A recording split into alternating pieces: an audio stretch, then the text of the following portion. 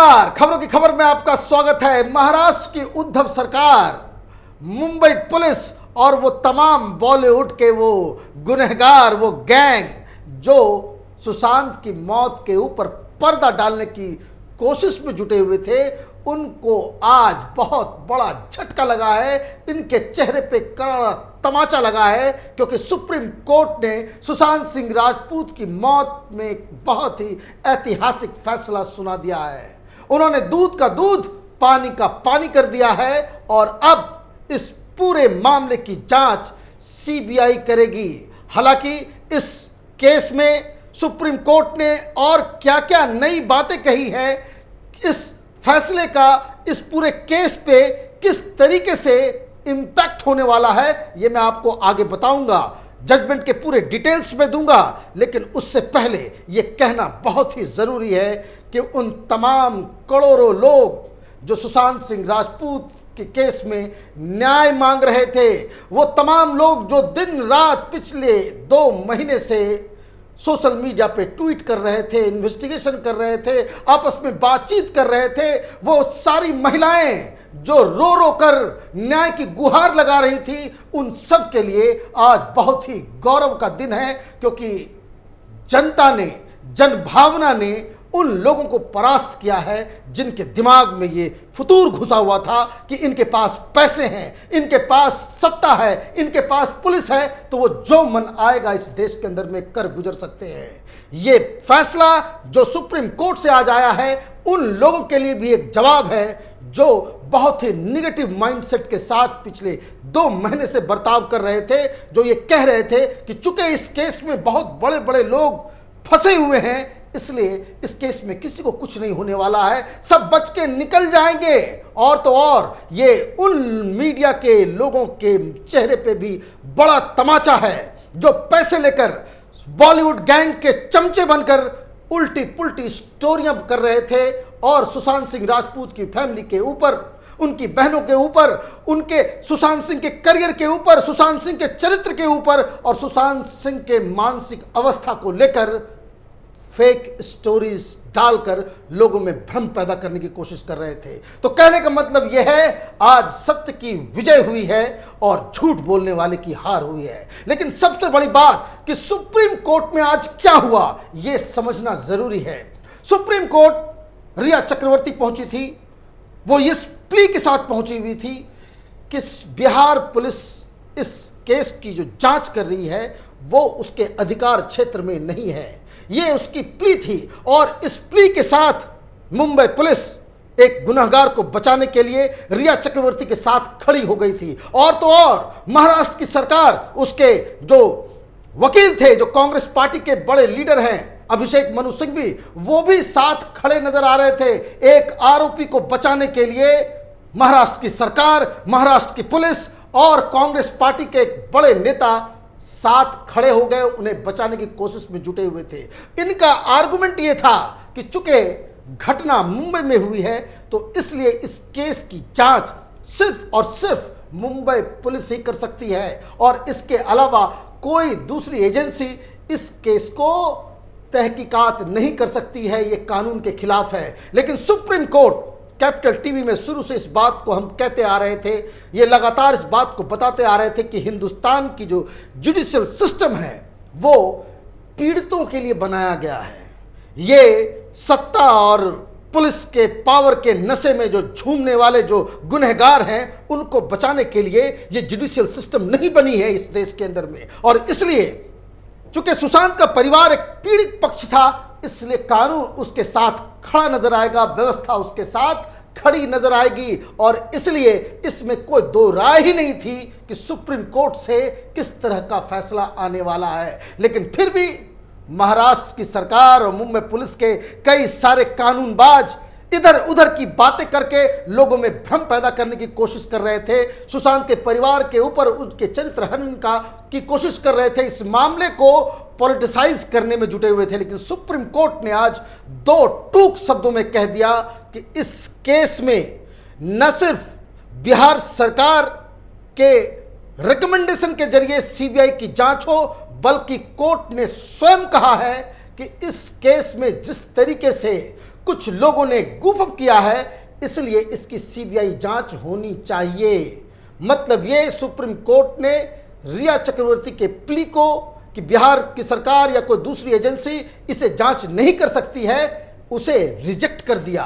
सिर्फ रिजेक्ट ही नहीं किया, उन्होंने साफ साफ कहा है कि मुंबई पुलिस को यह चेतावनी दी है कि सीबीआई जब जांच करेगी तो पूरी तरीके से आपको कोऑपरेशन करना होगा। ये सारी चीजें जजमेंट सुनाई जा रही थी। इस दौरान अचानक से महाराष्ट्र सरकार के जो वकील हैं अभिषेक मनु सिंघवी, उन्होंने एक दूसरा पैंतराबाजी किया। उन्होंने कोर्ट से एक गुजारिश की कि ये तो ठीक है, आपने कह दिया कि सुशांत के पिता ने जो एफआईआर दर्ज की थी बिहार के अंदर वो जायज़ है, लेकिन हमें कम से कम इतना अधिकार दीजिए कि बिहार की सरकार ने जो सीबीआई के लिए रिकमेंडेशन दिया है उस रिकमेंडेशन को हम कोर्ट में चुनौती दे सकें। देखिए शातिराना काम, अभी तक इनके चेहरे पे इतने तमाचे पड़ गए, लेकिन फिर भी आखिर तक ये अपनी पैंतरेबाजी से ये बाज नहीं आए थे। लेकिन कोर्ट ने साफ साफ कहा कि ये अधिकार आपको नहीं दिया जा सकता है। इस मसले में न सिर्फ बिहार की सरकार इस केस को सीबीआई को रिकमेंड कर रही है, बल्कि सुप्रीम कोर्ट स्वयं इस चीज को समझ रही है, वो जान रही है कि किस तरीके से इसमें गूफअप किया गया है। इसलिए इसमें जांच जो होगी वो सिर्फ और सिर्फ सीबीआई करेगी। मतलब ये अब दो चीजें हो गई, एक तो बिहार की सरकार ने जो रिकमेंडेशन दिया वो भी वैलिड हो गया, और दूसरा कि इसे कोई चैलेंज नहीं कर सकता है किसी भी तरीके से, क्योंकि अब इस सीबीआई जांच के पीछे सुप्रीम कोर्ट का ठप्पा लगा हुआ है। और अब अगर मुंबई की पुलिस जरा सा भी होशियारी करने की कोशिश करेगी तो वो अधिकारी, वो पुलिस वाले, वो मंत्री, ये सारे के सारे तिहाड़ जेल के अंदर होंगे। अब इनकी उल्टी गिनती ये कहिए वो शुरू हो चुकी है। सुप्रीम कोर्ट के फैसले में एक और बहुत ही अहम बात हुई है। एक ऐसा फैसला सुनाया गया है जिससे महाराष्ट्र की सरकार और मुंबई पुलिस की सारी हेकड़ी जो है वो हवा में उड़ गई। वो ये कि इस केस, चूंकि वो जजेस जानते हैं कि ये तिकड़मबाज लोग हैं, इनके पास वहाँ सरकार है, वहाँ पे पुलिस है और कानून के बहुत बड़े चालबाज लोग इनके साथ हैं, तो ये बाद में भी कुछ फॉल प्ले कर सकते हैं, मामले को कानूनी दांवपेच में उलझा सकते हैं। जैसे कि आपने सीबीआई जांच करा दी, मालूम चला एक और किसी ने एफआईआर कर दिया मुंबई के अंदर कि इसकी जांच में ऐसे होनी चाहिए, वैसा होना चाहिए। दिशा सालियान के केस को जोड़ करके फिर इसको कह सकते हैं कि उसे डिरेल करने की कोशिश कानूनी तरीके से की जा सके।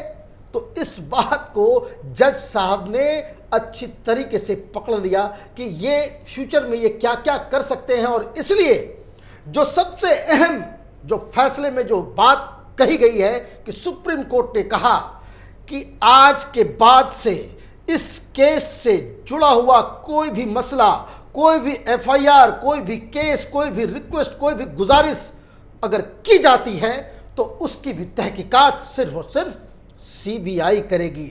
मतलब चारों खाने चित हो गए वो सारे लोग जो सुशांत सिंह राजपूत की मौत की सच्चाई के ऊपर पर्दा डालने की कोशिश कर रहे थे। और इस फैसले के बाद अगर उद्धव ठाकरे में जरा सा भी पॉलिटिकल मोरालिटी का जरा सा भी अंश बचा हुआ हो तो शाम तक उन्हें इस्तीफा दे देना चाहिए।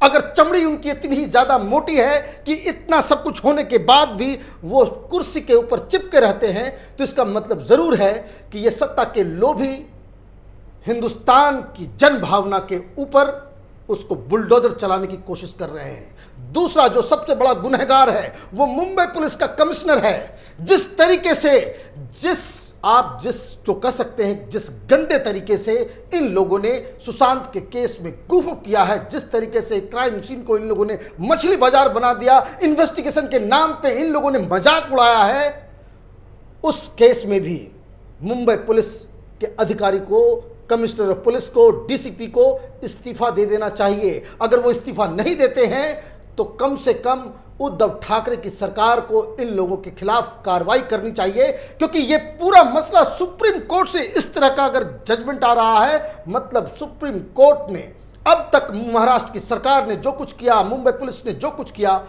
इन सारी करतूतों को उन्होंने इलीगल बता दिया, गलत बता दिया।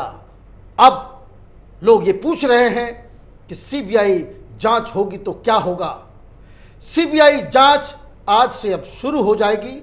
मैं यकीन के साथ कह सकता हूं बहुत जल्दी ये तमाम लोग, जो लोग, जैसे ये पुलिस वाले हैं जिन लोगों ने गुप अप किया, वो जो एम्बुलेंस का जो की कहानी जो आ रही है, जो क्राइम सीन को इन लोगों ने मछली बाजार बनाया, एक एक से चुन चुन के हिसाब लिया जाएगा। इन सब के खिलाफ कार्रवाई होगी। जिन लोगों ने सबूतों को मिटाने की कोशिश की है उनको जेल के अंदर भेजा जाएगा। ये डिटर्मिनेशन के साथ अगर सीबीआई काम करती है, इसकी पूरी कहानी ये सब कुछ सामने आ जाएगी। लेकिन जो खबर हमें मिल रही है कि फौरन 1-2 दिन के अंदर बहुत सारे लोगों की गिरफ्तारी होने वाली है, उनको कस्टडी में लेकर के उनसे पूछताछ की जाएगी। और इसलिए मुंबई के अंदर भगदड़ मची हुई है कि अब क्या होगा, कौन कैसे जाएगा। इन सारी डिटेल्स के ऊपर हमारी नज़र बनी हुई रहेगी। लेकिन सवाल तो पूछा जाना चाहिए महाराष्ट्र के गृह मंत्री से, अनिल देशमुख से, कि किस भरोसे पे और किस अधिकार से उन्होंने सुशांत की मौत को एक आत्महत्या चंद मिनटों के बाद ही डिक्लेयर कर दिया था, और किस हैसियत से वो इस बात को बहुत ही दंभ के साथ कह रहे थे कि कम वॉट में कुछ भी हो जाए, इस केस को मुंबई पुलिस ही जांच करेगी। ये कहां गई उनकी हेकड़ी, कहां गया उनका दंभ, कहां गया वो अहंकार। ये मुंबई में बैठे हुए कुछ लोगों को लगता है कि उनके पास सरकार है, उनके पास पुलिस है, उनके पास पैसा है, तो वो सब कुछ कर सकते हैं इस देश के अंदर में, कानून को ताक पे रख सकते हैं, न्याय को जो है गर्त में डाल सकते हैं।